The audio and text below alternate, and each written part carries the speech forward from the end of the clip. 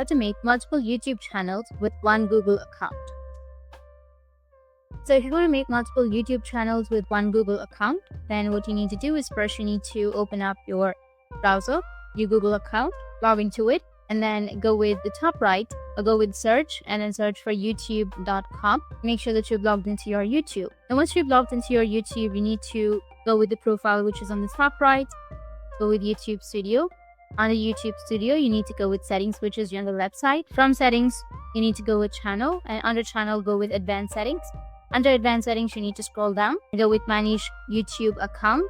Under manage YouTube account, you will get this kind of interface. You need to go with add or manage your channels. And now in my case, I've already added some channels, but if you want to create or add a channel, or if you want to make a multiple YouTube channels or create some, you need to go with create a channel. Once you go with create a channel, you can go with the name, the username, and you'll be able to create a channel. So that's it. And if you have any questions, feel free to comment below. Thanks for watching.